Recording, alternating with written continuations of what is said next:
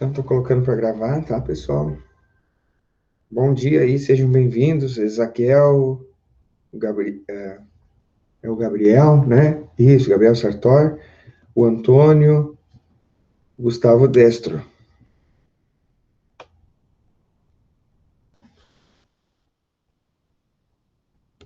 Tá gravando. Legal, pessoal. Bom dia, então, sejam bem-vindos ao nosso encontro, à nossa conversa, à nossa aula de administração, planejamento e administração rural. E do dia 27 de novembro, pessoal, nós estamos aqui na reta final dessa primeira parte das AERs, né? Nós teremos aí o encontro ainda da semana que vem, dia 4 e dia 11, então tem 2 semanas, dia 11 já é o dia para a gente ter, é a última data para eu receber, para vocês enviarem a primeira versão, a versão preliminar do banner do trabalho de análise econômica. Então, vamos ver o que sai, né? Até agora eu tive só um grupo que me mandou, o que a gente analisou semana passada, que me mandou lá uma prévia, só dos dados cadastrados no Rural Pro, para a gente ver, realmente tinha bastante coisa feita, tinha uns concertos para fazer, mas esse grupo não voltou a fazer contato. E depois teve um grupo que entrou em contato só para fazer umas perguntas, mas não avançou muito. Tá? Então, dizer para vocês que a gente está com esses prazos bem apertados e a gente continua à disposição para esclarecer dúvidas aí dos grupos, tá, pessoal, dos colegas. Pessoal, muitos alunos mandaram já o certificado do curso de planejamento rural, do curso de planejamento estratégico, do curso de planejamento estratégico, aquele da ENAP. E na maioria dos casos, eu não tive condições de responder o e-mail como deve se fazer, dizendo, fulano de tal, recebi, confirmo o recebimento, agradeço o empenho, parabenizo e tal, simplesmente pela impossibilidade, pela quantidade de e-mails que a gente recebe. Tá, pessoal? Porque eu estou conduzindo também disciplina na pós-graduação, onde tem 30 alunos, e no curso técnico com 170 alunos. E, obviamente, vocês imaginam, as aulas estão acontecendo de forma semelhante que a gente faz aqui, né? Assim, à distância, né? Com o Google Meet, e o sistema de avaliação é na base dos trabalhos e atividades, exercícios que os estudantes fazem, e que enviam, evidentemente, também por e-mail. Então, tem uma quantidade muito grande e eu não estou respondendo os e-mails, mas eu estou trazendo agora aqui, eu vou ler na planilha, ou eu posso até projetar a planilha. Não vou projetar a planilha porque aparece a nota dos alunos, mas eu vou ler os alunos que eu já tenho confirmado aqui, o certificado entregue de planejamento estratégico com aprovação, com nota bem acima de 8, a maioria acima de 9, tá? Então, se algum dos presentes aqui, alguém de vocês que está aqui acompanhando online, ou quem está assistindo a gravação depois, em casa, não tiver o nome aqui, e já tiver feito o trabalho, pode voltar a fazer contato. Então, eu tenho aqui o Vladimir, a Bruna, a Denise, a Heloísa Moro, o Gabriel Sartor, o Gustavo Destro, o José Guilherme Bauer, Larissa Flores, a Letícia dos Santos, a Letícia Nunes,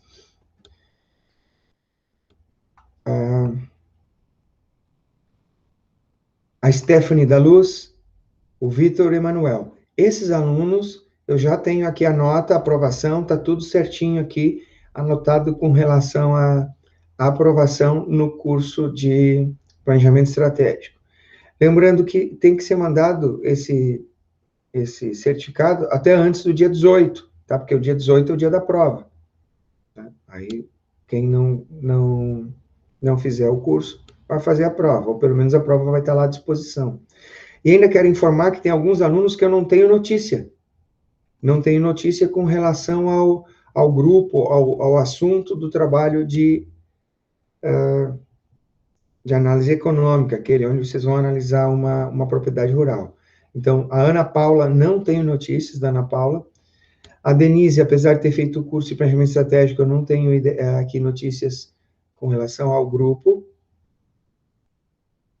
O Eduardo Luft, não tem notícias. O Emerson, opa, aqui eu tenho um Emerson, sim, eu tenho um Emerson Miguel, ele é do grupo das meninas ali, da Heloísa. Tá, aí realmente faltou eu marcar. O Emerson Valente não tem notícias. Érica Titone não tem notícias. Gabriela Devens não tem notícia. José Assis não tem notícias. E Vitória Chervensky não tem notícias. Ok, pessoal? Dos presentes aqui, alguém gostaria de se manifestar, sabe dizer alguma coisa? Ou seu nome foi citado ali? Gustavo Destro, eu falei o nome, mas não terminou o curso. Opa, então eu tenho que ver o que aconteceu. Ah, verdade, é. Gustavo Destro, não. Verdade, falei o nome, mas tá errado, tá? Verdade, Gustavo, eu não tenho teu certificado. Por algum motivo ali, eu li, confere. Olhando na planilha aqui, não tem. Mas tá fazendo o curso, né? Isso que é importante. Beleza. Pessoal, vamos lá. Sobre isso aí, da disciplina, alguma pergunta a mais? A pergunta do Juliano já respondemos, né? Até antes, ali, entregue até o dia 17 de dezembro, então tem aí uns 20 dias, tá? Para terminar o curso, que é para o dia 18, então quem não fez o curso, vem e faz a prova, tá? Pessoal, alguma pergunta, comentário sobre isso? Esclarecimento?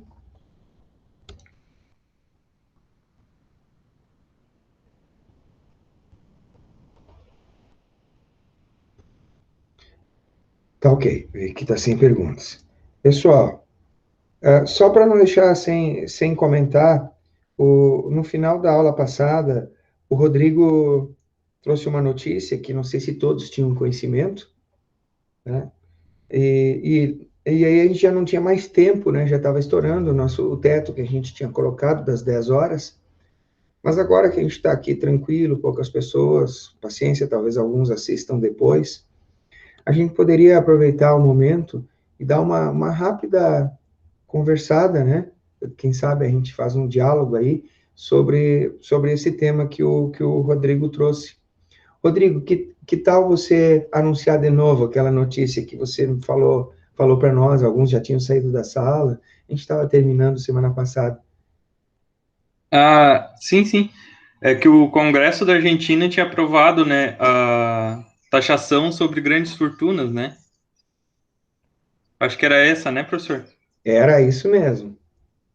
E aí, pessoal, taxação sobre grandes fortunas, a Argentina deu um passo muito grande para estabelecer esse imposto a mais lá na Argentina, né? E no Brasil, há muita discussão sobre isso. Volta e meia, tu encontra pessoas se manifestando nas redes sociais, nos jornais. Há vários projetos de lei complementar, aquelas leis que regulamentam a Constituição Federal, no Congresso, aqui no Brasil também, que versam sobre esse tema. Inclusive, há, há um artigo na Constituição brasileira, o artigo 153, que num dos seus incisos fala que é competência da União estabelecer imposto sobre grandes fortunas. Só que isso nunca foi colocado em prática no Brasil, porque ele depende justamente de uma lei complementar que regule isso. Aí a questão é, poxa, então, isso seria bom no Brasil? Nós temos um imposto sobre grandes fortunas? O que vocês acham, pessoal? Alguém já chegou a ler alguma coisa a respeito? Ou já debateu, participou, assistiu um programa, assistiu uma entrevista? Não? Alguém gostaria de falar uma coisa que é contra ou a favor, ou que não tem opinião formada com relação a este assunto?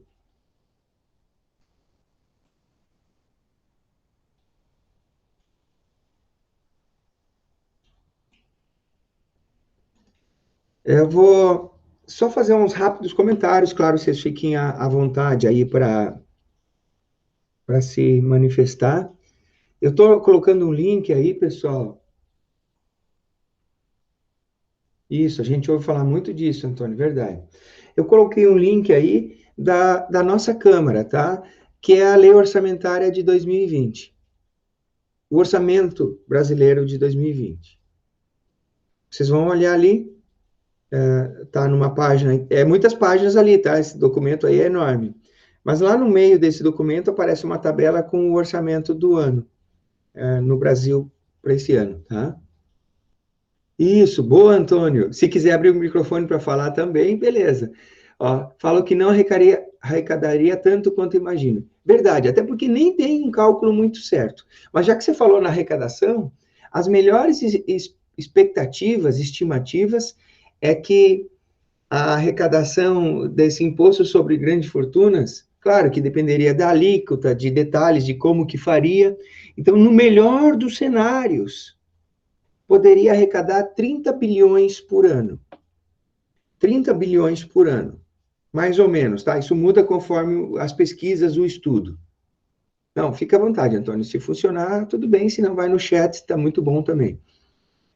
Então, voltando aqui, eu comentei que 30 bilhões por ano, 30 bilhões de reais por ano, são algumas estimativas de quanto poderia ser arrecadado com esse imposto de grandes fortunas. E aí o pessoal fala, isso praticamente paga todo o Bolsa Família do Brasil. O orçamento do Bolsa Família fica bem perto disso. Pelo menos era aí há uns 2 anos atrás, quando, agora com um pouquinho de inflação, não sei se aumentou também o valor desse auxílio da Bolsa Família, mas é muito perto do valor do Bolsa Família. Tá? Então pode dizer, nossa, então o imposto de grandes fortunas poderia sustentar todo o Bolsa Família, então vamos, taca-lhe pau, né? Vamos fazer o imposto de grandes fortunas. Mas tem uns poréns, eu diria. Começa olhando o texto aqui da lei orçamentária, vocês vão ver que, considerando o serviço da dívida, tá? Os impostos recolhidos, serviços públicos que o governo arrecada com cobranças, taxa de contribuição, tudo, e com o serviço da dívida, ou seja, com os juros da dívida e o trabalho de rolagem da dívida, o orçamento passa de 3 trilhões de reais, o de 2020. Significa que esses 30 bilhões é 1% do orçamento brasileiro, seria 1%. Então, a estimativa do imposto de grandes fortunas colaboraria com talvez alguma coisa de 1% do orçamento brasileiro. Aí a gente pensa, bom, talvez então seja necessário, né? Porque o Brasil ainda é um país muito desigual, tem muita miséria, muita gente na fome. E sustentar o Bolsa Família, ou talvez sustentar o acréscimo do Bolsa Família com esse imposto sobre grandes fortunas, seja uma boa alternativa. A questão é que ninguém garante, muita chuva na Vila Nova, bom dia, Isabel, que ninguém garante que esse recurso desse imposto vá para o Bolsa Família, vá para os mais necessitados. Na verdade, eu tenho certeza que não iria. É só olhar o padrão de desigualdade do Brasil. Na verdade, provavelmente, o aumento deste imposto, a criação desse imposto, só geraria mais gastos, e muitos deles desnecessários do governo. Seja governo municipal, estadual ou federal. Todos vocês já vivem o bastante para saber que há muito desperdício de dinheiro público e muita desigualdade no uso do dinheiro público. Lá na economia, a gente falou do índice Gini, que é um índice de um italiano, um pesquisador italiano, que mede a desigualdade dentro de cada país. A gente até vê, volta e meia, no Jornal Nacional, no Fantástico, em programas de TV, o pessoal puxa e comenta sobre esse índice. Esse índice, ele é, inclusive, um pouco questionável, porque ele vai de 0 a 1 e diz quanto é desigual a renda entre os mais ricos e os mais pobres no país. Né? Mas ele não diz qual é, ele não analisa em função da riqueza do país. Então, se tiver uma desigualdade muito grande entre os ricos e pobres, mas o país for rico, poxa, não é a situação ideal, mas ele vai estar muito melhor do que um país em que há uma pequena diferença entre os ricos e os pobres, mas onde o PIB é muito baixo, onde os cidadãos daquele país são miseráveis. Aí não adianta nada ser todo mundo igual, mas ser todo mundo igual na miséria, por exemplo. Tá? E se a gente analisar por qualquer cenário, o Brasil é um país rico em desigualdades e o principal causador dessas desigualdades, infelizmente, é o governo. Então, tu dá mais ferramentas para o governo não vai significar que ele vai corrigir as desigualdades. E para não estender muito, até porque isso é discussão lá para a economia, eu vou dar 2 informações para vocês. Uma delas, vocês sabem, e não vou nem projetar nada porque vocês sabem. Qual é o salário mínimo do Brasil? Quem estabelece o salário mínimo no Brasil? Bom, vocês todos estão respondendo aí. Quem estabelece o salário mínimo no Brasil é o governo. O salário mínimo hoje é R$ 1.045. Ele é o mesmo salário tanto para a iniciativa privada como para os cargos públicos, né? Nenhum servidor público e nenhum funcionário de empresa privada pode receber menos que o salário mínimo. Todo mundo sabe isso, né? E quem estabelece o salário máximo? Existe um salário máximo? Bom, existe um salário máximo, que é estabelecido pelo governo, mas ele é estabelecido e ele funciona, pelo menos em parte, só dentro do setor público, certo? Nas empresas privadas, não há limite de salário máximo, e também nas estatais, preste atenção, empresa estatal, que depende do orçamento do governo, também não há salário máximo. Portanto, saiu agora, essa semana, muitos diretores estatais chegam a ganhar mais de R$300 mil por mês. E aí, vocês dizem, mas é uma estatal, não é bem um serviço público. Só que essa estatal, quando dá prejuízo, ela não quebra. Por quê? Porque ela recebe recursos do setor público para se manter ativa. Ou seja, recurso daquele orçamento que vocês estão vendo ali, recursos dos nossos impostos. E aí paga lá os seus diretores salários milionários, muito maiores que o salário máximo, que já é um absurdo no Brasil. Qual é o salário máximo no Brasil? É o salário de um ministro do Supremo Tribunal, que é 39 mil e poucos reais. E lembrar que ainda existem, por medidas judiciais e por caminhos jurídicos, muitos salários de servidores públicos que extrapolam o salário máximo. Bom, se o salário máximo é quase 40 vezes o salário mínimo, e é o próprio governo que estabelece o salário máximo e o salário mínimo, então estamos diante de uma forte desigualdade, que é motivada e é mantida e é estimulada pelo próprio governo. Não dá para imaginar que uma pessoa ganhe R$1.000 e a outra ganhe quase R$40 mil, quase 40 vezes que essa pessoa. Poxa, nós somos todos cidadãos brasileiros. O que justifica essa diferença abissal entre esses salários? Se a gente for olhar um país desenvolvido, não há essa diferença tão grande. Ela chega a ser em torno de 10 vezes. Por exemplo, o salário mínimo nos Estados Unidos, são dados bem antigos, mas seria uma coisa lá de tipo $2.000, sei lá, alguma coisa assim, mas aí o cara que ganha o salário máximo do setor público não ganha lá $20 mil, estou falando em valor mensal, certo? Então, em países desenvolvidos, não há essa diferença abissal. E essa diferença é motivada, como eu disse, estimulada pelo próprio governo. Então, esse é um dos motivos pelos quais já me deixa com o pé atrás para ser contra o imposto de grandes fortunas. E outro motivo, até a gente brincou semana passada, essa grande fortuna que eles querem taxar, ela não está numa caixa forte, tipo do tio Patinhas lá, onde tem um cara obsessivo guardando dinheiro até não saber mais, economizando e explorando a sociedade até não poder mais para armazenar numa caixa forte todo o dinheiro que ele conseguir. Não. Essas grandes fortunas estão, na maioria das vezes, na mão de empresários que têm, por exemplo, fazendas, que têm empresas, que, portanto, geram riquezas. E mesmo que esteja no banco, o banco usa este capital porque o banco, para fazer empréstimos, precisa ter capital depositado na sua carteira, né? Então, o banco, quando tem investimentos lá de uma pessoa rica, vamos dizer, que está querendo ser taxada pelo governo, essa pessoa tem o dinheiro no banco. E o banco precisa desses recursos, dessa base, dessa fonte lá nos seus depósitos, para poder emprestar o dinheiro para empreendedores, para quem precisa, para empresas, tocar os seus negócios. Então, mesmo que o cara seja e isso acontece, né? Que a grande fortuna que alguém pensa em taxar esteja em fazenda, esteja em empresa ou esteja depositado no banco, essa grande fortuna está a serviço da economia brasileira. Ah, mas é uma fazenda improdutiva, que uma fazenda que não está produzindo, não está criando gado e nem está plantando, não está produzindo milho, soja, não está plantando nada, é uma terra ociosa. Bom, aí já existe o ITR, que a gente vai estudar aqui na nossa disciplina, pena que não é no mês de setembro, que já passou, que é um mês onde se faz, porque a gente iria fazer uma declaração online, certo? Mas a gente vai estudar o imposto de renda, o imposto territorial rural, aliás, não é imposto de renda, é o ITR.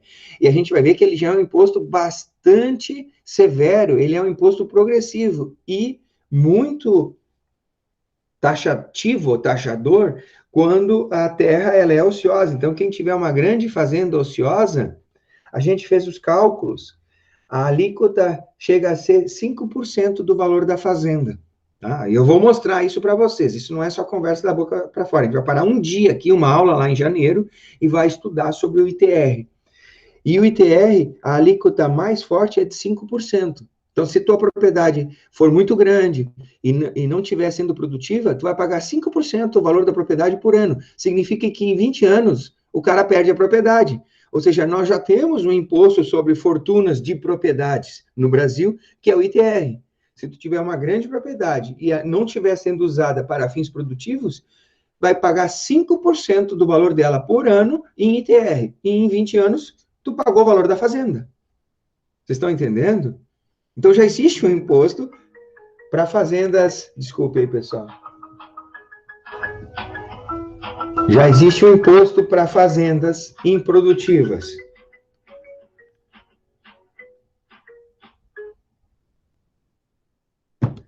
E assim como existe imposto para tudo, o Brasil tem mais de 30 impostos de nível federal, eu acho. Eu teria que trazer um número mais atual para vocês. E por último, eu quero dar uma informação que a gente não conversou lá na economia, que é o seguinte, e ainda um pouco relacionado a isso e um pouco relacionado aos preços do arroz e da carne, e de tudo que está aumentando, óleo de soja e tudo mais. Vocês já sentiram isso, né? Já foram comprar carne para fazer um churrasco no mercado? Já notaram o preço de algum bem básico também da cesta básica no mercado? Alguém de vocês notou algum aumento de preços no mercado? Me falem aí, pessoal. Sim, Bruna? Bastante. Juliano, bastante também. Tá. E aí, lembram que a gente comentou, discutiu um pouco isso lá em economia.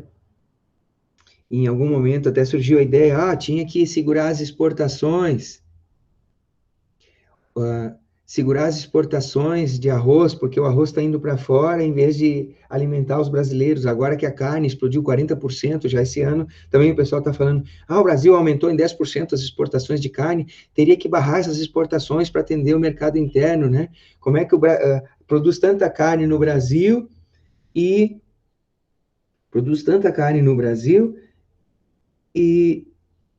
a gente está exportando e sem atender, deixando os brasileiros com fome, essa coisa toda. Né? Então, tem gente pensando em estratégias desse tipo. Na época lá, eu não tinha mostrado para vocês, mas vou mostrar agora, um gráfico que prova mostra o principal motivo pelo qual subiu o preço do arroz pelo qual subiu o preço da carne, e basicamente tudo que a gente compra e paga, serviço, né, subiu, e eu vou mostrar para vocês também por que nenhum desses preços vai baixar mais, certo? Alguns podem até encontrar uma estabilidade, alguns por uma questão sazonal até podem reduzir um pouquinho, mas depois eles voltam para o seu cenário original. Mas eu vou mostrar um gráfico aqui que vai provar para vocês que nenhum preço vai baixar e a tendência é só eles continuarem subindo, tá bom? Vocês acreditam que com um gráfico eu consigo provar isso para vocês? Aí vocês não vão mais ter uma esperança vã de que algum preço vai baixar. Não, não vou comprar carne agora porque ela vai baixar. Nós vamos boicotar os açougues e os mercados, então vai baixar o preço da carne para o meu churrasco. Tá, gente? Não vai baixar e eu vou provar por quê. Eu vou projetar aqui um negócio para vocês, um gráfico.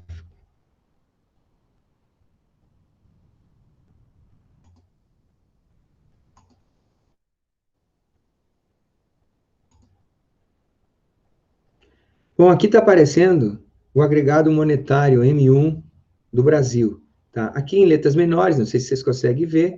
Ah, Depois eu colo o link do Banco Central do Brasil. Está aparecendo? tá, agora tá aparecendo. Ah, tá legal. Isso aqui é fonte central, fonte Banco Central do Brasil. Eu vou colar o link para vocês depois, tá? Pessoal, M1 é o papel moeda emitido pelo governo, mais os depósitos à vista nos bancos. Tá? Depois a gente comenta ali sobre a tua intervenção, tá, Antônio? Só para não perder o raciocínio aqui. Então, isso aqui a gente está vendo nos últimos 5 anos, tá? Eu coloquei o gráfico para mostrar os últimos 5 anos, a quantidade de papel moeda e depósitos bancários à vista na rede bancária, tá? Depósitos de dinheiro à vista. Então, é basicamente dinheiro que o governo imprime. Alguém brincou comigo, disse, isso aqui que vocês estão vendo aqui, ó, é tudo nota de 200. Não, não é tudo nota de 200, tá? Mas a nota de 200 que foi impressa, eu não conheço ainda, só vi na TV, tá? Já vi até que tem gente falseando a nota. Aqui está a nota de 200 também. Esses dentes aqui no gráfico, eu imagino que sejam as notas, o dinheiro recolhido pelo governo através da rede bancária também. Aquelas notas que estão já rasgadas, muito desgastadas, que perderam um pedaço, ou aquelas que explodiram quando houve um assalto numa agência bancária, né? Que os caras explodem e hoje a maioria das máquinas tem lá um balde de tinta junto na máquina, e quando o caixa econômico explode, aquela tinta explode também e mancha todas as notas e elas ficam imprestáveis para o uso, né? Tanto para o uso de um cidadão de bem, como para os ladrões que tentaram roubar explodindo o caixa eletrônico. Então, muita nota é perdida, né? Então, por isso que tem esses dentinhos aqui. Vocês notaram que há um sobressalto muito grande no ano de 2020, tá? Vocês podem dizer, não, mas isso aí de vez em quando acontece. Vamos ver o gráfico para 10 anos. Eu vou colocar agora a base de 10 anos. Vocês estão vendo que o ano de 2020 dá um salto fenomenal, foge a qualquer, vamos dizer, normalidade, já que não é nem normal aumentar a base monetária, não deveria ser normal aumentar a base monetária, muito menos de uma forma extravagante como essa aqui que vocês estão vendo aqui. Bom, vocês podem dizer, mas é uma crise epidêmica, já deve ter acontecido em outro momento. Vou colocar aqui para 25 anos, tá, pessoal? Então, 25 anos é mais do que a idade da maioria de vocês. E nos últimos 25 anos, essa é a evolução da base monetária, ou seja, do dinheiro impresso e do depósito à vista na rede bancária no nosso país. Vocês estão percebendo que foge de qualquer normalidade o ano de 2020? Todos estão vendo isso, né? E agora eu vou interromper aqui e eu deixo o link para vocês. Significa o seguinte: o governo jogou muito dinheiro, muito papel moeda, e não se ouve falar uma vírgula disso nos programas, nos noticiários, até nos programas que são especializados em economia. Ninguém diz, ó, subiu o preço porque o governo jorrou dinheiro na economia. Tá? E aí é uma lei da oferta e da demanda, vocês conhecem bem. Tu tem muito mais dinheiro rolando, mas os bens, os produtos, a riqueza produzida no Brasil não aumentou, na verdade até diminuiu o PIB em alguns momentos aí ao longo desse ano.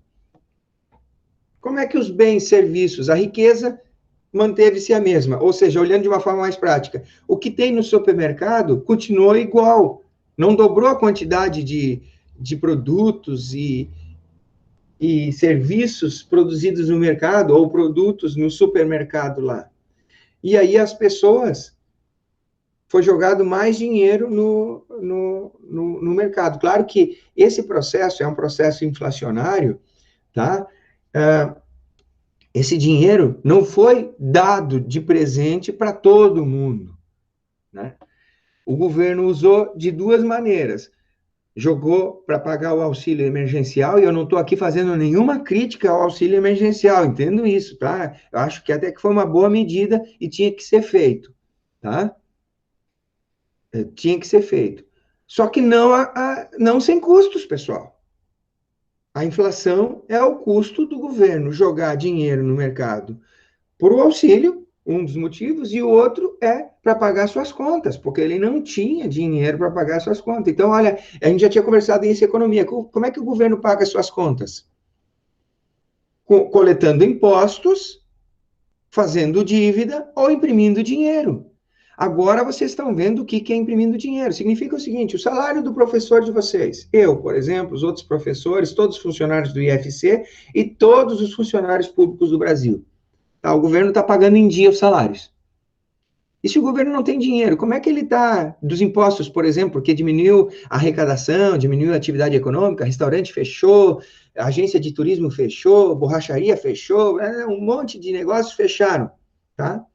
E diminuiu ainda mais a coleta de impostos do governo. Mas o governo está fazendo que não é nada e está pagando o salário do professor aqui, desse professor que fala para vocês em dia.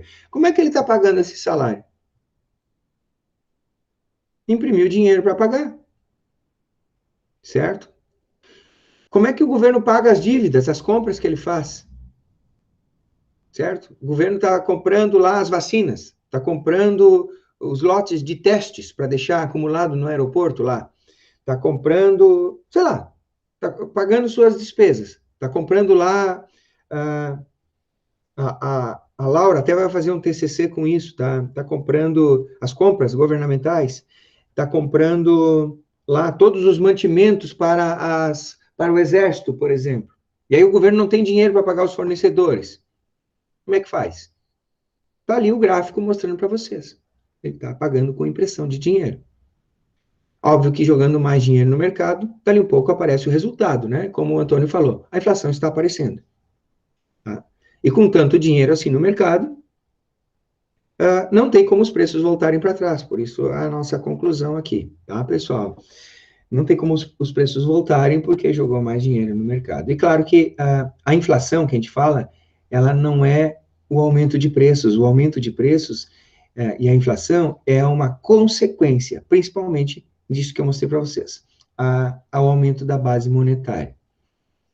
E a inflação, a gente costuma dizer, é um dos impostos mais perversos, né? Porque ele tira justamente dos mais pobres. E é um imposto oculto, é um imposto que a gente não percebe, demora para acontecer. E é um imposto injusto porque tem uns que são favorecidos pela inflação, pela impressão de dinheiro, tem alguns para os quais não faz muita diferença e tem uma boa parcela da população que paga o preço mais caro por esse processo, que é o último que vai ver o dinheiro, o último assalariado que recebeu o dinheiro, ele já vai receber o seu dinheiro quando os preços já aumentaram no mercado, na economia, de forma geral, quando os preços já aumentaram, ele recebe o dinheiro dele. E aí, quando ele vai usufruir esse dinheiro para comprar os seus bens essenciais e pagar pelos seus serviços essenciais, isso tudo já está com preço maior e o que ele recebeu não teve aumento.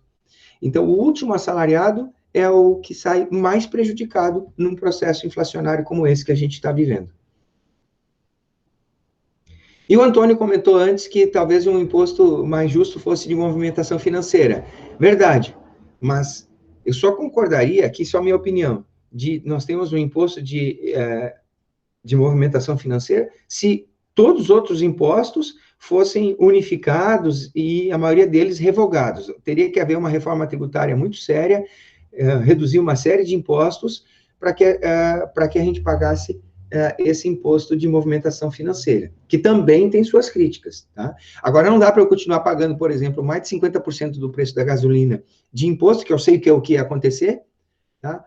Tipo, metade a gasolina custa R$ 4,20 e R$ 2,20 é imposto, tá, pessoal? O preço da gasolina na refinaria é R$ 2,00. Então, eu continuar pagando R$ 4,20 o litro da gasolina, ou seja, pagar mais imposto do que gasolina, e aí esse imposto, por exemplo, da gasolina continuou o mesmo, e a partir daí aparece uma nova CPMF, que vai cobrir todos os meus pagamentos digitais, todas as transferências bancárias, qualquer pagamento que eu faça com cartão de crédito, cartão de débito, Pix, AME digital, sei lá, PayPal, tudo isso aí, eu vou pagar também uma parcela, né, de imposto.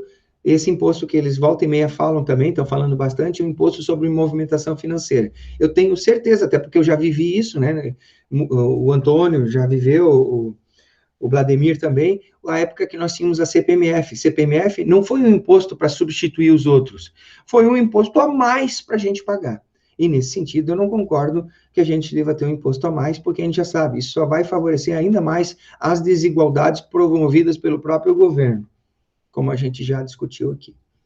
Tá, pessoal? Já que a gente ficou bastante tempo tomando esse assunto aí, queria ver se tem alguém que gostaria de comentar mais alguma coisa, tá? Lembrando que o que eu falei não é uma crítica ao auxílio, tá? Eu acho que o auxílio tinha que ser mesmo, foi uma atitude correta do governo, mas o que a gente está fazendo aqui é uma análise de cenário, ó, saber como é que é o mundo, como é que ele se apresenta, como é que são os fatos, o que aconteceu, o que está acontecendo e o que vai acontecer no futuro. A gente está tentando fazer essas projeções e essa análise. É só isso. É para que vocês, na sua atuação depois profissional, possam, em função da leitura de um cenário, tomar as melhores decisões na sua profissão, tá, pessoal?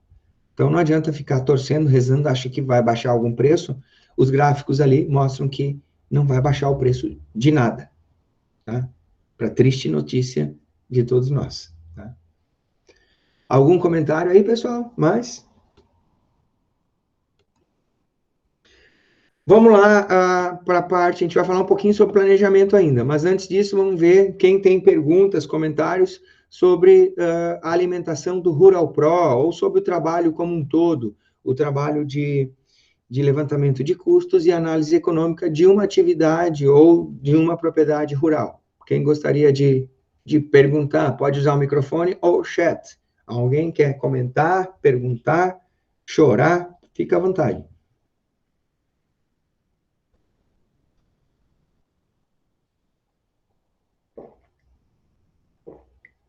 Eu quero chorar porque o meu trabalho está atrasado. Não, mas veja, nós temos ainda 2 semanas, tá, Isabel, para vocês mandarem aquela versão preliminar. E a hora que vocês pegarem para alimentar, gente, é quase como preencher uma planilha, é bem fácil. O que dá trabalho é coletar os dados no campo, né? E como é uma coisa nova para a maioria de vocês, tentar internalizar, digerir, entender como aquele dado vai ser usado, como ele deve ser inserido no programa. E por isso que toda vez que a gente se encontra, eu pergunto se vocês têm dúvidas, se vocês gostariam de ver, fazer um exemplo em cima de um dado que vocês têm, como é que eu colocaria essa informação no Rural Pro? Eu estou esperando vocês aparecerem com essa pergunta, tá? tanto na aula como fora dela, né? Mas na aula a gente aproveitaria e estaria também disseminando e essa informação entre os colegas, né? Estaria compartilhando essa informação para os colegas também. O senhor teria um tempo disponível após a aula? Hoje aqui, não quer na própria aula falar, Isabel? Ver se sobra um tempinho, de repente? Para que os colegas também possam aproveitar? Não, é porque daí eu abriria o meu computador e mostraria o programa para a gente tentar alimentar já os dados que eu tenho. Tu não está no computador agora? Está no celular? Estou no celular.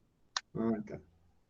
Tudo bem, a gente faz aí, ao final da aula a gente faz uma pequena pausa, a gente deixa até aberta a sala, e aí a gente continua, tá? E aí se alguém quiser acompanhar, também pode acompanhar, né, Isabel? Não há nenhum problema se algum colega quiser assistir, a gente analisar o teu trabalho, né? Ou você põe algum impedimento, entende algum impedimento aí? Não, porque ele tá bem no início, então se as pessoas já estão atrasadas como eu, daí elas vão aprender junto, porque ele não tem quase dado nenhum, só tem o nome do proprietário e olha lá. Tá bom. Então vamos combinar assim. Ao final da aula a gente faz uma pausinha para um café e depois a gente retorna aqui para ver o teu caso e todos estão convidados a continuar, tá? Ah, Emanuel, obrigado. E só quem quiser ver o caso da Isabel pode ficar olhando de canto de olho, tá? Aproveitar já que ela então também não tem nenhuma restrição com relação a quem for acompanhar. Isso, pode participar, tá? Aí a gente termina perto das 10 ali, e depois a gente combina, umas 10h30 a gente volta, tá? Porque, eu não sei, mas alguns de vocês não devem ter tomado café, que também é o meu caso, tá? Aliás, eu nem tenho disposição para tomar café logo que a gente acorda, então vou tomar um café depois da nossa aula e a gente volta aqui, tá bom? Mas todos estão convidados, então nós vamos ficar nesse mesmo endereço aqui, nessa sala. Pessoal, vamos falar um pouquinho mais sobre o planejamento, tá? Planejamento, aquilo que vocês estão estudando no curso, eu vou dar alguns pitacos aqui. A gente começou semana passada e vamos continuar agora. Tudo bem? Alguns conceitos, alguns exemplos, algumas... A gente vai trocar umas ideias sobre essa função administrativa. Então, eu vou abrir aqui os slides e lembrar para vocês que quando estão os slides aparecendo, eu não vejo o chat, tá? E aí, se alguém quiser fazer uma intervenção, basta abrir o microfone a qualquer momento, tá? Pode abrir o microfone, tranquilo.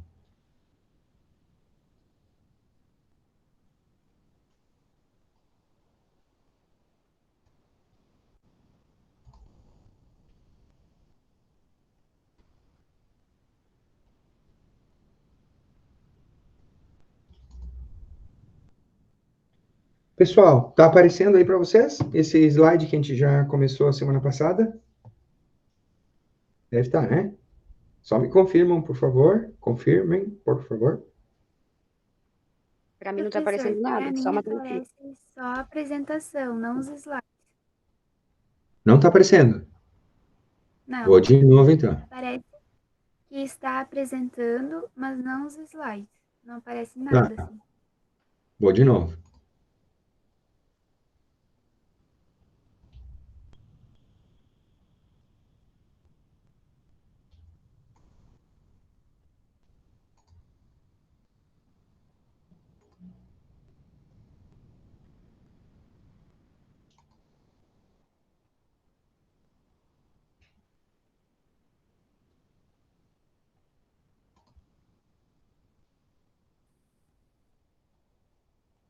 E agora, pessoal?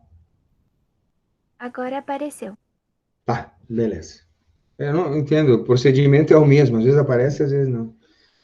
Bom, a gente já tinha falado, tínhamos falado. Bom, o planejamento estratégico ou planejamento, qual é a diferença? Eu já tinha chamado a atenção de vocês que essa palavra estratégico não é para gourmetizar a questão do planejamento, não é para enfeitar. Ela tem um significado. Quando a gente fala em planejamento estratégico, significa que é um planejamento de, geralmente, longo prazo. Claro que o médio e longo prazo, nós também já conversamos, depende do tipo de empreendimento, de tipo de negócio que nós estamos falando, né? Por exemplo, na agricultura, na criação de gado, na pecuária, né? O longo prazo seria uma coisa na faixa de uns 10 anos. No campo das empresas de tecnologia, por exemplo, celulares ou rede de internet, o longo prazo não é nem 3 anos, às vezes é 2 anos e meio, 2 anos, certo? Há muita mudança, modificação tecnológica na área da informática, tá? Então, aí são dois extremos. Esse longo prazo depende da área de negócio que a gente estiver falando. Para efeitos de planejamento estratégico, quem já fez o curso, viu ali, que esse longo prazo é, em média, uns 5 anos, tá? Mas depende do ramo de negócios, do ramo empresarial, esse longo prazo. Então, o estratégico é o planejamento do longo prazo. Então, se eu fizer o planejamento estratégico da minha propriedade, lá que tem lavoura de soja, ele pode ser um planejamento para 10 anos, certo? Se eu fizer um planejamento para minha loja, para minha pizzaria, por exemplo, tem uma pizzaria, tá? Planejamento estratégico da minha pizzaria. Então, aí já não é 10 anos, 10 anos é um prazo estendido demais. O planejamento para uma pizzaria é 4, 5 anos. Isso seria o longo prazo, tá? Depende do tipo de negócio. Então, o que é o planejamento estratégico? É todo um processo de produção de um plano, criação, produção de um plano, que vai especificar, então, um plano vai estar colocado num papel depois, vai virar ali um plano de trabalho, né? Um texto que vai detalhar com minúcias como atingir objetivos e metas no longo prazo, no médio e longo prazo, certo? Então, o planejamento, geralmente é longo prazo, tá? O planejamento estratégico é um plano que a gente escreve, certo? Mas esse plano é escrito a muitas mãos, não é o chefe, o diretor da empresa, o presidente da empresa que chama lá os seus vice-diretores, por exemplo, e numa sala fechada, lá no último andar do prédio da administração daquela empresa, umas 6, 7, 8 pessoas se reúnem e decidem fazer o planejamento estratégico, que significa várias reuniões a partir das quais vão se gerar ideias e vai se escrever esse plano, vai se estabelecer metas e objetivos e, portanto, vai se estabelecer um plano de como atingir essas metas e esses objetivos num prazo aí considerado longo dentro do ramo de negócio da empresa. Tudo isso é verdade. O que não é verdade é que vai reunir só o presidente e seus vice-diretores. Esse processo ele tem que envolver toda a comunidade, todos os membros que participam daquela empresa. Claro que em proporções e com responsabilidades diferentes. Eu vou em seguida aqui mostrar uma notícia, porque agora, recentemente, ano passado, a Copérgia refez o seu planejamento estratégico e divulgou ele. A Copérgia aqui de Jacinto Machado, que tem filiais em vários municípios aqui, tanto no Rio Grande do Sul como em Santa Catarina. Então, quando uma empresa como a Copérgia, a cooperativa Copérgia, faz o seu planejamento estratégico, não é só o presidente lá, Zanata, e alguns diretores de departamento que se reúnem e decidem quais vão ser os objetivos e as metas para os próximos 5 anos, e como vão fazer para alcançá-los. Esse processo é um processo um pouco mais extenso e tem que ser ouvidos todos os membros da empresa.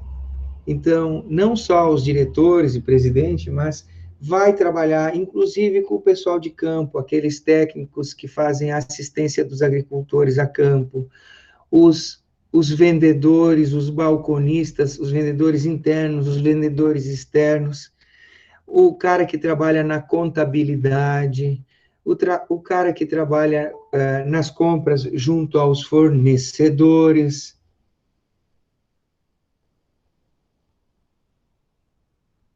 Tem um pedido aqui, deixa eu ver. Basicamente, então, pessoal, o que acontece é o seguinte, todos os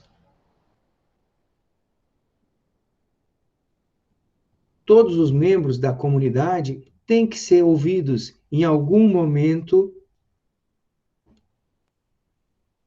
do processo de planejamento estratégico, certo? Não é que tu vai chamar o vendedor lá do balcão e ele vai passar dias reunido com a equipe que está, talvez, conduzindo esse processo gerencial. Não é isso. Mas ele, em algum momento, ele vai ser ouvido, vão se recuperar com ele ou obter com ele informações importantes que um diretor não tem como saber com clareza, porque não está no dia a dia vivenciando a experiência, o trabalho daquele colaborador que está lá no balcão de venda. Então, ele vai ter a sua contribuição, a sua colaboração, e muitas vezes essas contribuições são essenciais para acertar detalhes desse planejamento, certo? Então, até a pessoa que faz a limpeza, por exemplo, quem trabalha na limpeza da empresa, ela pode ser e deve ser ouvida em determinado momento, porque vai lá passar informações importantes sobre como estão sendo usados os ambientes, ou um mau uso frequente que acontece num ambiente e pode estar prejudicando a empresa. Já pensaram, por exemplo, se o banheiro que os clientes da empresa utilizam lá for um banheiro que está sujo, imundo, mal cuidado, isso gera uma imagem muito ruim se um cliente precisar usar o banheiro da empresa. E, às vezes, o diretor lá tem o seu próprio banheiro, ele não usa um banheiro social, comum. E essa informação talvez ele não saiba. Se ele não for, talvez, um gestor assim preocupado com o mínimo de detalhes, ele não sabe que há um problema lá, por exemplo, no banheiro. E isso tem que aparecer, porque pode estar perdendo cliente, a empresa pode estar perdendo cliente por causa de um banheiro mal mantido. Vocês estão entendendo e concordam comigo? Então, todos têm que ser ouvidos e participar do processo gerencial. Claro que, como eu disse, com responsabilidades diferentes, e quem vai tomar a decisão final são o alto escalão, é o presidente, são os diretores de departamentos, gerentes lá, eles que vão dar a palavra final do que deve constar nesse plano, certo? Mas para ser um plano realístico, com pé no chão, com pé na realidade, a empresa deve sofrer uma varredura completa, com participação de todos os membros da comunidade, como eu já disse aqui e repeti. Ok? Então, vamos continuar falando. Qual é a vantagem de fazer esse planejamento? Tem uma série de vantagens, muitas vezes elas estão interligadas.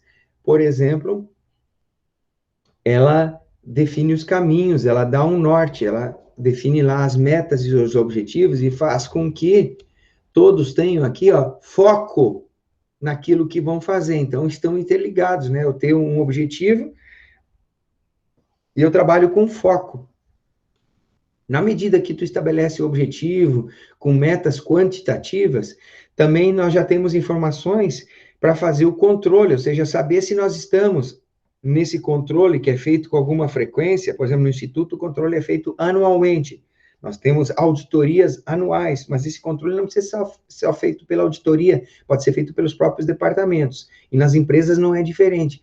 Então, se tu está caminhando para atingir determinada meta, determinado objetivo quantificado, tu tem parâmetros para o controle, ou seja, terminou aquele ano, tu vai lá fazer a avaliação para saber se tu atingiu aquele objetivo, ou se pelo menos tu caminhou no sentido de atingir aquele objetivo, e quantos % tu atingiu daquele objetivo. Então, tu tem parâmetros. Se tu não tiver esse objetivo e essa meta muito clara, tu também não vai saber se tu está caminhando no caminho certo, o quanto tua empresa já melhorou, o quanto ela já conseguiu seguir naquela direção que ela se propôs. É muito importante porque ajuda na motivação, pessoal. O funcionário, o colaborador da empresa, se ele souber o motivo, os objetivos, as metas, o motivo de existência da empresa e as metas para os quais aqueles trabalhos estão sendo desenvolvidos, ele também fica mais motivado.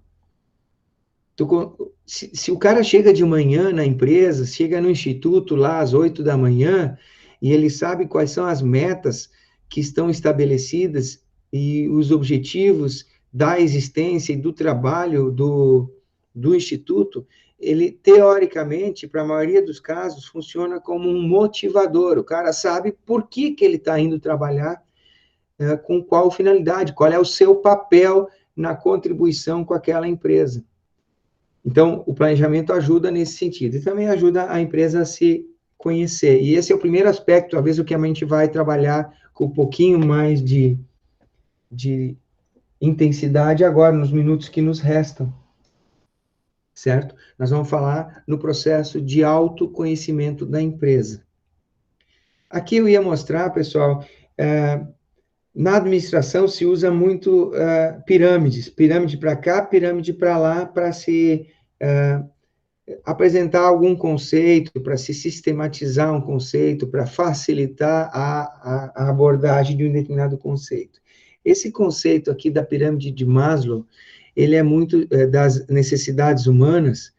Eu vou deixar aqui, tá, pessoal? Não vou cobrar isso aí de vocês, mas também para que nenhum acadêmico aqui da engenharia agronômica diga que nunca teve contato com essa informação. Isso é muito usado nos cursos de psicologia, né? Quem é psicólogo, se vocês têm um psicólogo amigo ou parente aí, podem falar com ele, com essa pessoa que é psicóloga, sobre a pirâmide de Maslow, a pirâmide das necessidades humanas, tá?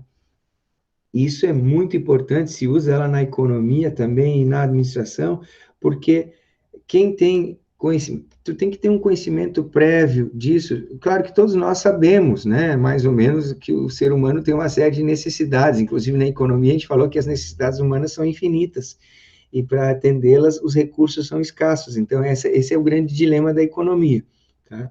E agora, dando um passo a mais, nós vemos as necessidades humanas sistematizadas aqui na forma gráfica de uma pirâmide, para mostrar que aquelas mais básicas são as necessidades essenciais que todo ser humano tem, e elas podem se tornar cada vez mais, vamos dizer, progressivas, mais elaboradas, na medida que as necessidades mais básicas são atingidas.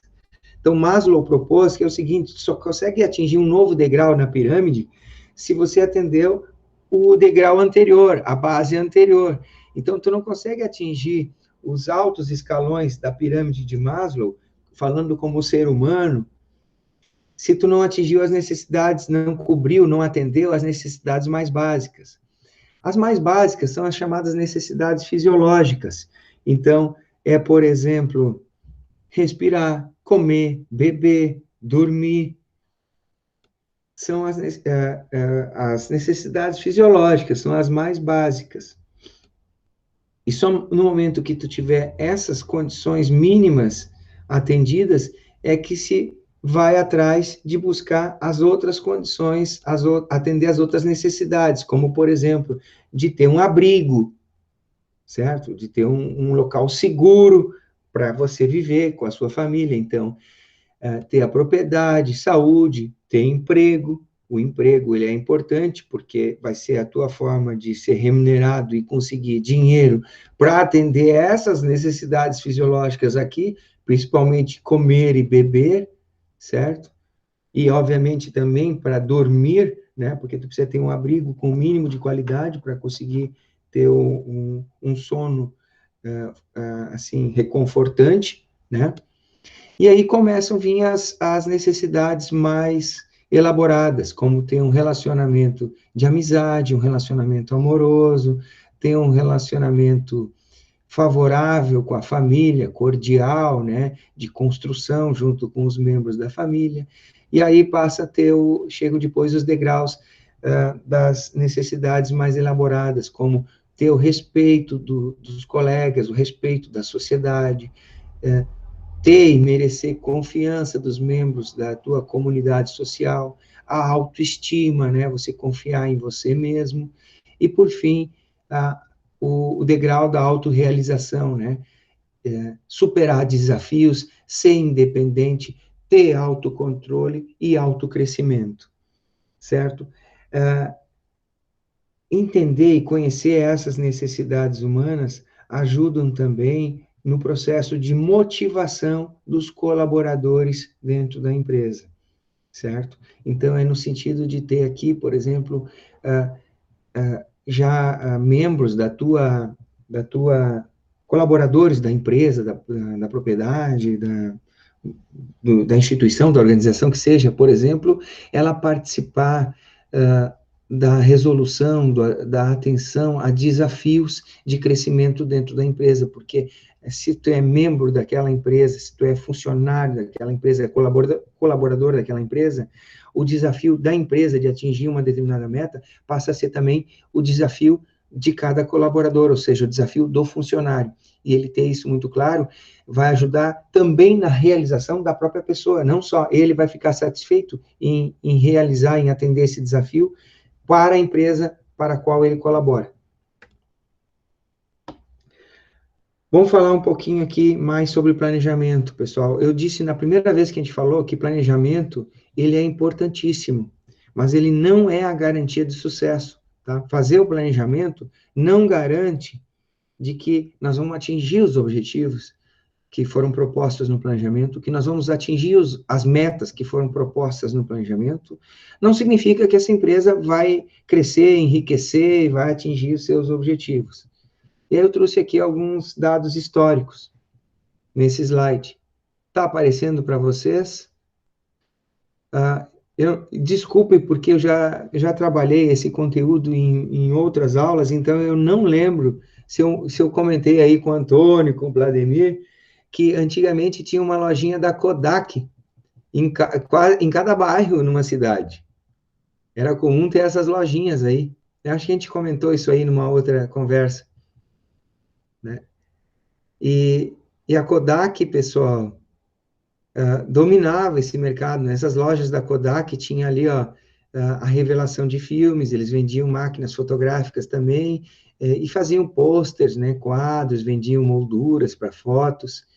Então, era uma atividade social e comercial importante, essas lojinhas da Kodak.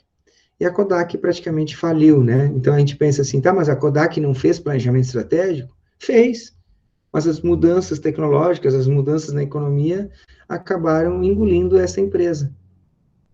A Mesbla foi uma das maiores lojas de departamento do Brasil, certo? Como que uma empresa dessas poderia falir, dar errado?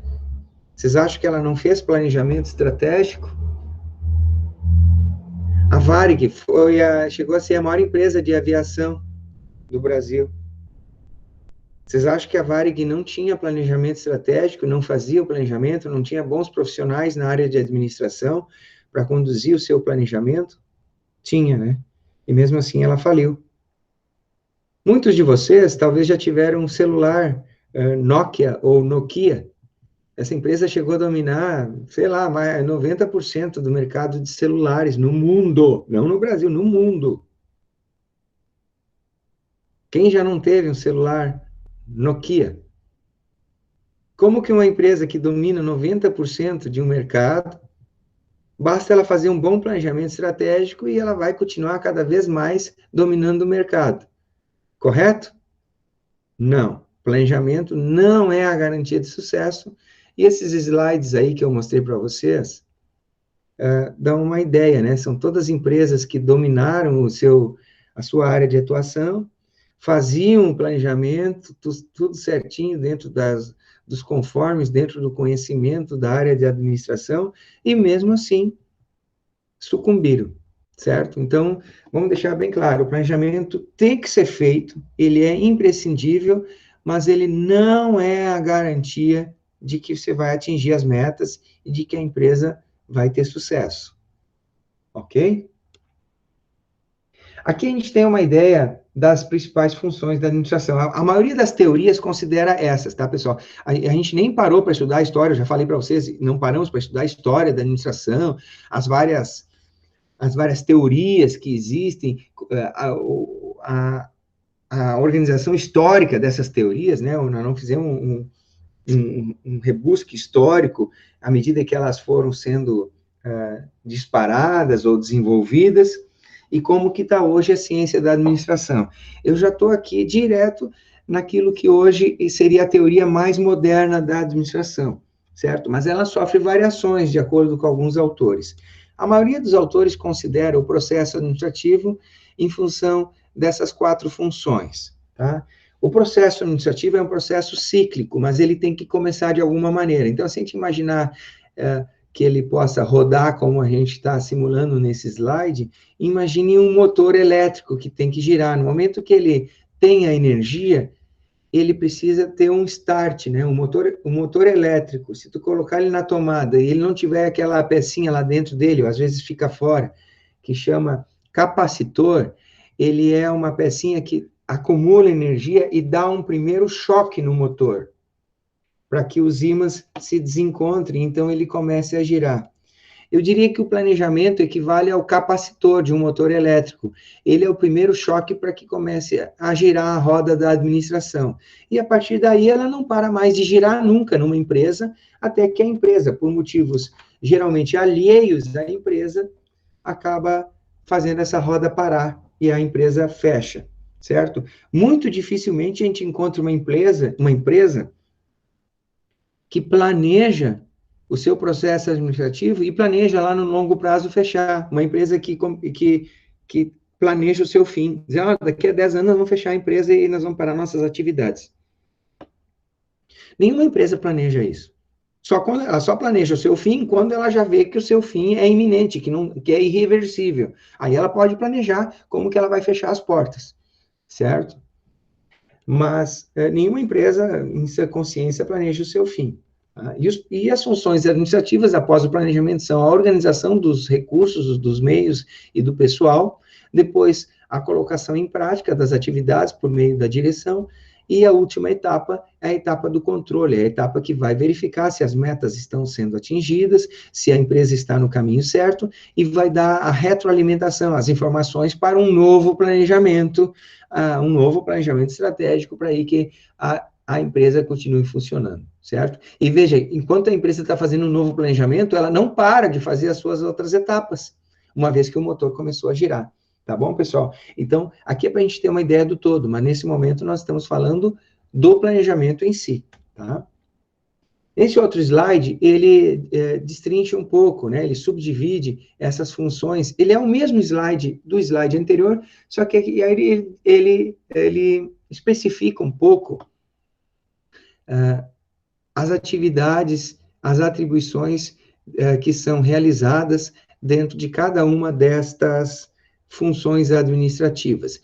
Nós não vamos falar dessas outras agora, a gente vai ter aulas para falar sobre o processo da função organizativa, da função da direção e função de controle. E se for o caso, a gente faz até algumas dinâmicas, vamos tentar ver se a gente consegue fazer alguma dinâmica com relação às outras funções. Hoje nós estamos falando do planejamento, então o planejamento tem essas principais subdivisões, que é, primeira parte, aquilo que eu comentei num dos slides que a gente passou, o autoconhecimento, definir a missão, a visão e os valores.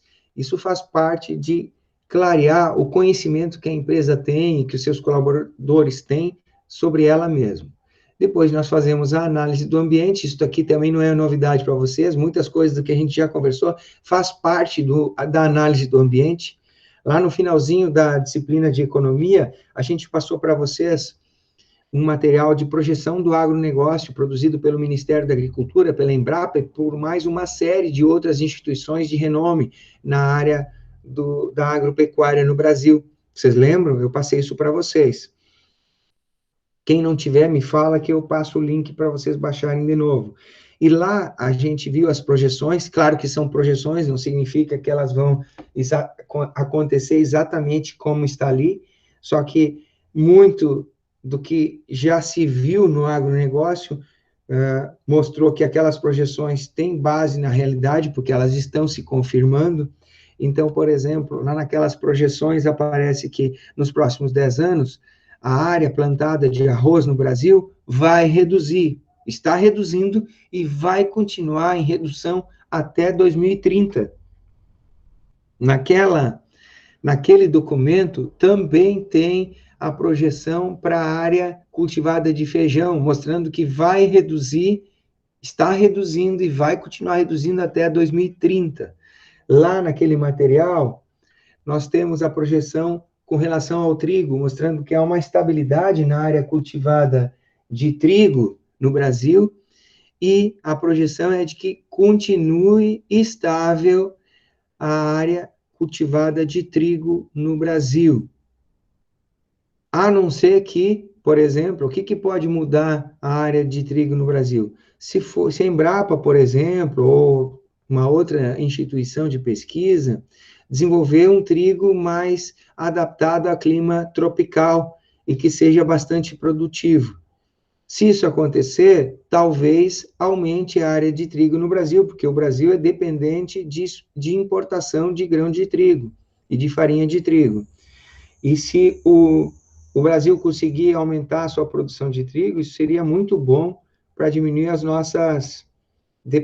nossa dependência dessa commodity, que sai muito cara, ainda mais com o preço do dólar no momento que se encontra, no patamar que se encontra, tá entendendo? Mas a projeção, salvo mudanças tecnológicas muito fortes, é de que a área de trigo fique estável. Há uma projeção também de que a área de milho aumente, não num índice muito grande, aí na faixa de uns 10, 15%, se eu não me engano, e um aumento substancial na área cultivada de soja nos próximos 10 anos, chegando em 2030 a um aumento na faixa de 30% a 40% em relação à área que é cultivada hoje. Então, isso tudo, essas informações fazem parte da análise do ambiente, não são só elas, tá? No caso, o ambiente externo de uma empresa, de uma propriedade rural, ela tem que ter muito claro de como que está o mercado da área, na área em que ela vai atuar, para poder interferir. Aquele documento também traz projeção para as criações, para as principais criações, gado bovino, para suínos e para frango, certo? Aquele documento da Embrapa. E para essas três criações, para esses três tipos de carne, também há uma previsão de um crescimento.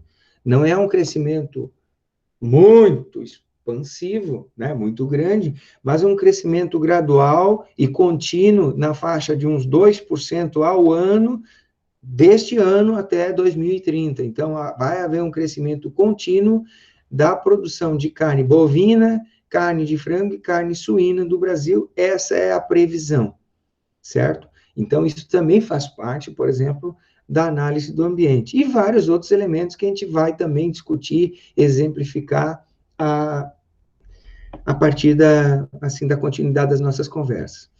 Então, a gente, depois de analisar, fazer o autoconhecimento da empresa, fazer a análise do ambiente, passa-se a formular os objetivos para, em função da análise do ambiente, que é feita através da estratégia, geralmente, SWOT, que você já deve ter falado, a gente vai falar aqui também, que identifica forças e fraquezas internas ao analisar o ambiente interno da empresa, e também analisa o ambiente externo, identificando oportunidades e ameaças, certo?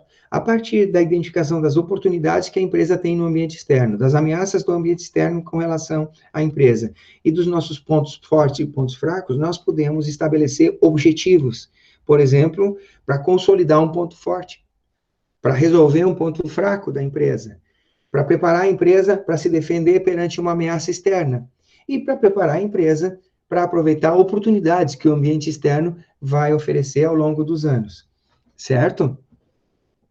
Então, a formulação de objetivos se dá a partir da análise do ambiente, que nós vamos discutir aqui também, e claro, quem está fazendo o curso já deve ter tido um bom contato com essas técnicas. E, por fim, a gente escreve os planos de ação para alcançar os objetivos e as metas. Então, vamos lá. Aqui está a diferença do que seria um planejamento estratégico, tático, operacional. Geralmente, diz respeito ao grau de responsabilidade dentro da empresa das pessoas envolvidas, então, se é a alta administração, se é o pessoal intermediário, se é a turma de campo, né, o pessoal que é mão na massa, chão de fábrica, nível operacional, certo? E os prazos, tá? Então, o planejamento estratégico envolve a alta administração e é de longo prazo. A alta administração, que eu estou dizendo aqui, já esclareci para vocês, é porque quem vai tomar a decisão final é a alta administração. O planejamento tático é o pessoal de nível médio e operacional é quem põe a mão na massa. Vamos fazer um exemplo aqui para esclarecer um pouco, vamos ver se eu consigo isso. Se fosse uma grande fazenda, tá? Uma empresa que tem fazendas, por exemplo, uma grande empresa que tem fazendas.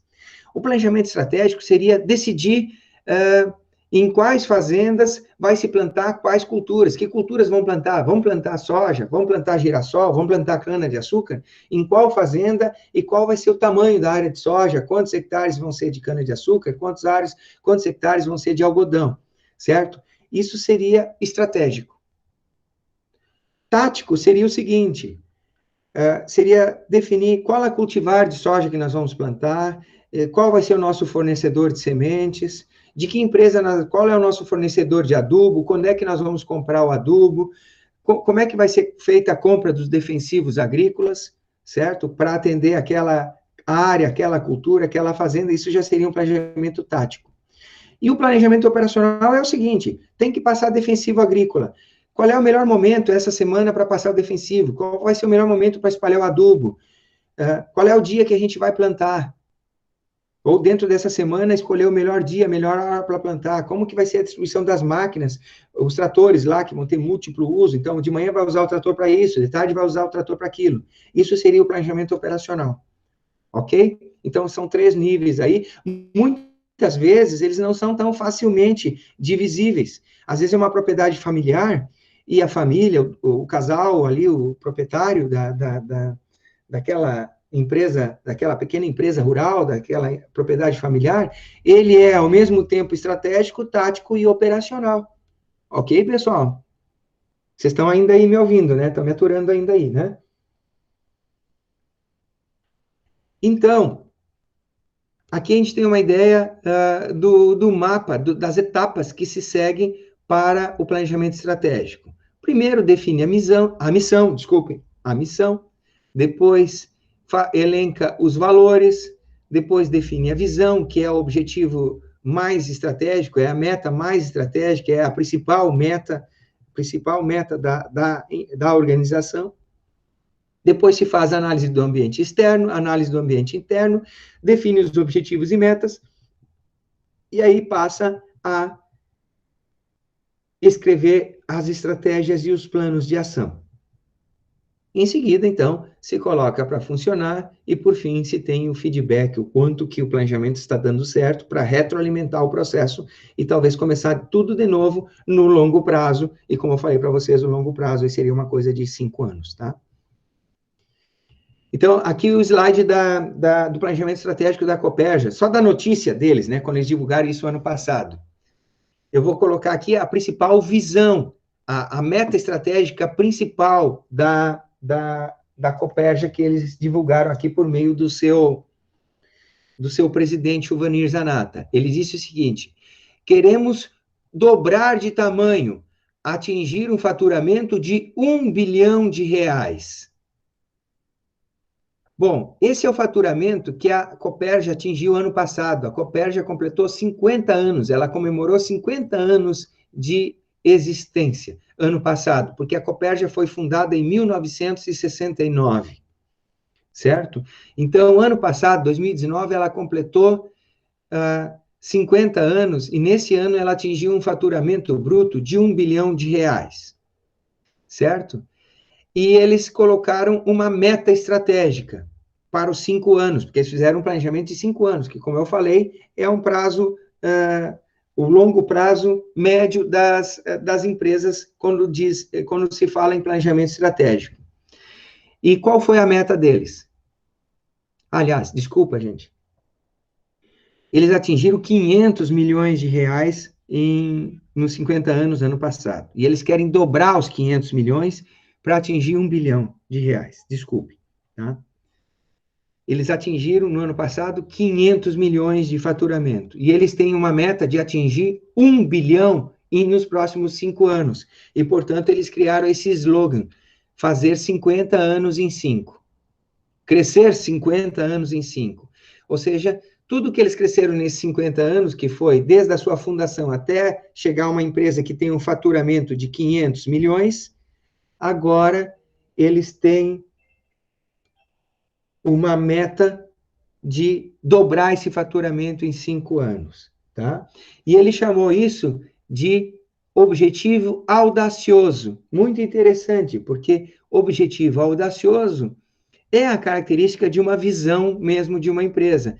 A visão, aquela que nós vamos estabelecer para a empresa onde a gente trabalha, ou a empresa já tem estabelecida, é a meta mais ousada, é uma meta, tipo, não impossível de ser alcançada, mas é tipo colocar a barra ali na hora de pular, colocar a régua num ponto alto, não é colocar uma barrinha qualquer que tu pula com um pé só, entende? É estabelecer um objetivo bastante ousado, como o Vanir chamou ali, um objetivo audacioso, mas ainda assim é um objetivo que é possível de se alcançar, tá? Então, o planejamento estratégico também tem que lidar com situações concretas, tem que colocar metas difíceis, metas ousadas, mas não metas impossíveis. Ok, pessoal? Então, esse exemplo da Copérgia, ele é muito bom para a gente ir se apropriando desses conceitos, certo? Então, está corrigido ali, na verdade, eles atingiram 500 milhões de reais de faturamento em 50 anos e pretendem dobrar esse faturamento, ou seja, atingir 1 bilhão de reais até 2024, porque agora já passou um ano desse planejamento estratégico. Eles já devem, quando eles fizerem as avaliações, e nós estamos chegando no final do ano, quando eles fizerem agora as avaliações de como é que foi o ano, fizerem a avaliação do ano de 2020, apesar de ser um ano bem atípico, né, eles vão fazer um controle de quanto eles já caminharam, de quanto eles estão no caminho de atingir essa meta ousada de 1 bilhão de reais. E esse foi um ano realmente mais atípico, por causa da epidemia. Lembrando que, no caso, uma empresa da área do agronegócio, como a Copérgia, foi muito menos afetada do que outros tipos de negócio pela epidemia. Bom, nós não temos mais muito tempo, nós vamos fazer o seguinte, pessoal. Eu vou deixar como tarefa para vocês, esses slides eu já coloquei lá no Siga. Então, tem autores dizendo o que é a missão, tá? O que são os valores e o que é a visão da empresa. Quem está lendo lá, fazendo o curso de planejamento estratégico, já deve ter bem claro o que são esses 3 conceitos, né? Falando em poucas palavras. Eu vou tirar agora, porque nós estamos chegando no limite do nosso tempo. Não chegou lá ainda, Vladimir? Agora sim, né? Desculpa, eu não sei do que era aquela resposta, porque agora eu cancelei a apresentação e eu vi que tem um comentário ali. Bom, o Vladimir está me dizendo que... sim. O Antônio lembrou, sim, que nós somos da Kodak, e o Vladimir está falando, sim, que vocês lá no curso de planejamento estratégico tiveram contato, né? Na verdade, muito mais que contato, vocês têm que chegar a dominar esses conceitos de missão, valores e visão. Missão é aquela... é a realidade da empresa hoje, é a razão de existir da empresa, é o que ela faz hoje, atualmente, qual é a missão dela. Então, a gente vai olhar, por exemplo, a missão do Instituto é produzir ensino, fornecer ensino de qualidade, procurando integrar as ações de pesquisa e extensão ao ensino, fornecer ensino em todos os níveis, desde o nível básico, técnico, tecnológico e superior e pós-graduação também. Essa é a missão do Instituto, é o que ele já faz hoje, certo? Valores são os princípios em cima dos quais a empresa trabalha, são os pilares da existência e do funcionamento da empresa.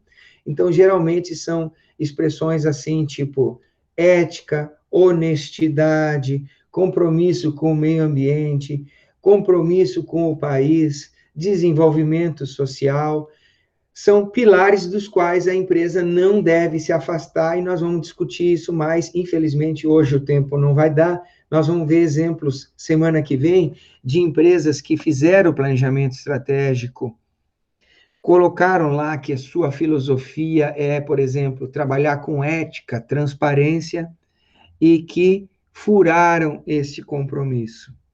Né? Eu estava com os slides ali, a gente vai ver depois, eu coloquei aquele caso, o escândalo do Dieselgate da Volkswagen nos Estados Unidos. Eles descobriram que tinha todo um departamento dentro da Volkswagen que funcionava para camuflar os resultados da emissão de poluentes, principalmente das caminhonetes movidas a diesel da Volkswagen. Teoricamente, na prática era o seguinte, a caminhonete poluía mais do que, na verdade, os laudos traziam. Então, eles falsificavam os laudos de emissão de poluentes das caminhonetes a diesel da Volkswagen, para que as caminhonetes fossem certificadas como menos poluidoras e pudessem entrar no mercado americano. Isso deu um escândalo enorme e afetou muito a imagem da empresa.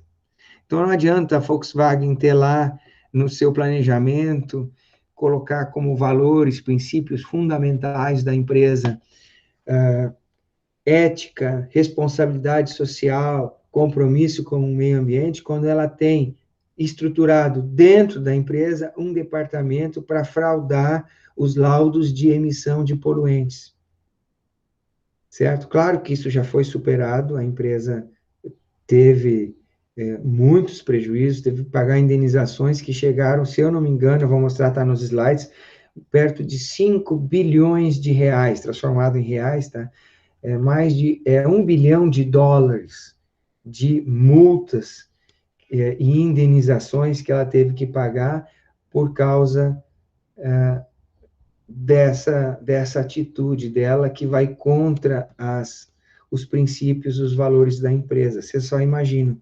Então, não dá para uma empresa colocar que ela tem lá os seus valores e isso ser só da boca para fora. Por que eu estou dando esse exemplo? Porque quando uma empresa estabelece a sua filosofia, seus princípios, seus valores, não pode ser da boca para fora, tem que ser uma coisa séria, tem que ser uma coisa séria, que todos os colaboradores, todos os funcionários da empresa tenham conhecimento e trabalhem respeitando aqueles princípios, aqueles valores. Claro que com maior responsabilidade, os mais altos escalões, o presidente, diretor, são os que devem se preocupar mais ainda, além da sua atitude, mas que a atitude de todos os colaboradores da empresa seja respeitando aqueles princípios e aqueles valores. Mas todos os colaboradores têm que carregar dentro de si o compromisso em relação àqueles valores e os princípios que a empresa divulgou.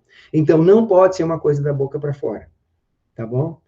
E a visão, a gente já falou. Visão é aquela meta estratégica, uma meta ousada. Vamos usar o termo do Vanir Zanata, o objetivo ousado, aquele que é difícil, mas se todos trabalharmos bem, nós conseguimos atingir. E aí eu fico de passar para vocês o seguinte, eu vou passar eu não sei se eu já coloquei no SIGA, eu vou conferir. Eu pesquisei várias empresas no Brasil, tá? Empresas no Brasil, que fizeram o planejamento estratégico e divulgaram a sua missão, a sua visão e os seus valores. E na próxima aula, a gente vai começar assim, ó. Eu vou mostrar a visão, os valores e a missão, sem dizer o que é, e vou dizer de que empresa só, mas vocês vão me dizer se aquilo lá é visão, se aquilo é missão, se aquilo lá são os valores da empresa, tá bom? Eu vou usar essa sequência de slides em algumas empresas dos mais diversos ramos. Peguei do agronegócio, mas peguei da indústria também, peguei do serviço, peguei de empresas bancárias, tá, de bancos, e a gente vai fazer um pequeno exercício com relação ao domínio do conteúdo, e isso não está lá no curso, então essa parte que eu passei aqui mais rápido vai estar no curso, mas a gente calibrar, olhar o que as empresas divulgam no seu planejamento estratégico e conseguir traduzir isso para uma linguagem interna, é o que nós vamos fazer na semana que vem. Eu vou trazer o planejamento estratégico, pelo menos essa parte do autoconhecimento de algumas empresas brasileiras, e vocês vão ajudar a identificar se aquilo que eu estou trazendo é missão, se aquilo é visão, ou se aquilo são os valores da empresa. Combinado? Eu vou trazer os slides para vocês. E a gente começa a próxima aula neste ponto. Tá ok, pessoal? sobre essa conversa toda que fizemos? Alguém gostaria de comentar alguma coisa? Gostaria de perguntar? Gostaria de fazer um comparativo com o que viu no curso, por exemplo? Quem está fazendo o curso, eu realmente encontrei lá missão, visão, valores, mas achei tal diferença. É o momento de falar. Pegar do Exército, boa sugestão. Vou fazer isso. Porque do Exército eu não tinha. Vou trazer, sim, Vladimir. Vou procurar, claro, se eu não encontrar, mas acho que a gente encontra, sim, o planejamento. Se não, eu pego de uma unidade do Exército, certo? Porque o planejamento estratégico pode não necessita ser feito só da empresa como um todo, pode ser feita por departamentos. Inclusive, eu vou mostrar para você semana que vem, eu fiz ano passado um exercício com os estudantes da disciplina de administração. Apesar do Instituto Federal ter o seu planejamento estratégico, o curso de agronomia não tem um planejamento estratégico. Então, a gente brincou, fez um exercício dentro da sala de aula de fazer um planejamento estratégico para o curso de engenharia agronômica, o curso que vocês estão desenvolvendo. Vocês acham que é possível? Eu posso fazer um plano estratégico para o curso de agronomia específico e que não envolva o IFC como um todo? O que vocês acham? Pode fazer, sim. Tá? Nós podemos fazer, encontrar os pontos fortes, que a gente sabe que tem, vocês têm muita informação, vocês acadêmicos podem ajudar bastante para identificar os pontos fortes, os pontos onde o curso é bom, os pontos fracos do curso, onde o curso tem que melhorar, tenho certeza que temos vários pontos fracos também, e a gente pode falar de ameaças externas e de oportunidades externas, do ambiente externo, portanto, ameaças e oportunidades, e a partir disso, elaborar objetivos e metas e planos de ação para fortalecer aquilo que a gente já tem de bom, resolver os nossos pontos fracos e para aproveitar as oportunidades e ameaças e aproveitar as oportunidades e se defender das ameaças externas ao nosso curso. E aí estabelecer atitudes que devem ser tomadas, aí a gente estabelece, quem tem que fazer tal coisa? É a coordenação do curso, é o colegiado, é o NDE, é o centro acadêmico, são os alunos como um todo. Tudo isso, ou é os professores da área da fitotecnia, ou é os professores da zootecnia, ou é o professor de administração. Tudo isso dá para colocar lá em planos de ação de quem vai fazer o quê, para a gente ter um plano estratégico de crescimento e de fortalecimento do curso de agronomia. Então, a gente estava fazendo esse exercício, mas a gente tinha mais tempo, né, e participação de mais estudantes, ano passado, quando a gente fez isso. Então, a gente chegou a fazer toda uma análise do ambiente externo e interno, e está num slide que eu vou mostrar para vocês, eu mostro isso semana que vem também. Então, tu pode ter o planejamento do Exército, como o Vladimir falou, mas nós podemos ter o planejamento de uma única unidade, por exemplo, a de Criciúma ali, por exemplo. A unidade de Criciúma pode fazer o seu planejamento estratégico. O comando ali de Criciúma pode ter o planejamento estratégico só deles. Claro que ele não pode fugir, não pode contrapor o planejamento geral do Exército. Não posso falar uma coisa ali que é totalmente o contrário do planejamento do Exército geral, certo? Lá da central. Mesma coisa, o curso de agronomia não pode propor uma coisa que vá totalmente contra as políticas ao planejamento estratégico do Instituto como um todo, certo? Mas nós podemos fazer o nosso planejamento, desde que ele não confronte nada do planejamento da instituição como um todo.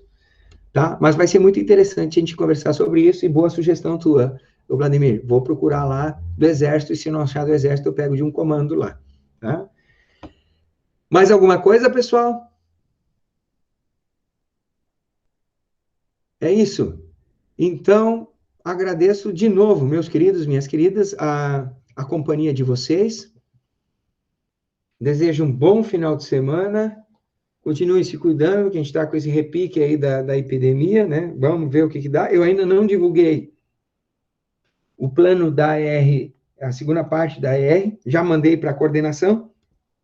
Só que nessa semana o NDE está reunido, analisando os planos, tá? Aí semana que vem a gente já vai ter o plano aí de como que a disciplina vai continuar, aí eu devo projetar o plano também, e a gente conversar um pouco sobre isso, tá?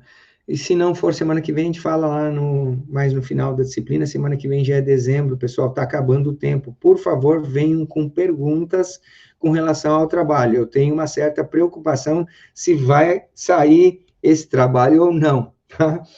Vamos lá. Tá, pessoal? Bom final de semana, fiquem bem. Eu vou interromper a gravação, mas eu vou continuar a sala aqui, tá? E são 10h06, e nós vamos voltar aqui às 10h30, tá, Isabel? Podem ficar aqui ou voltar às 10h30. Eu vou deixar a sala aberta. Um abraço, bom final de semana para vocês também, tá? São 10h06. Eu vou agora lá na cozinha tomar uma xícara de café, comer um bolinho, tá, pessoal? Só não vou convidar vocês porque estamos afastados, tá? Mas façam o mesmo, tá? Vão lá tomar um cafezinho, vão espairecer, vão dar uma caminhadinha, e às 10h30 a gente volta para ver a questão ali do trabalho da Isabel, e todos estão convidados, né, informalmente, para acompanhar aí a análise do trabalho da Isabel. Nesse momento eu vou interromper a gravação, tá legal? Bom final de semana de novo, muito obrigado aí pelo tempo de vocês. Valeu.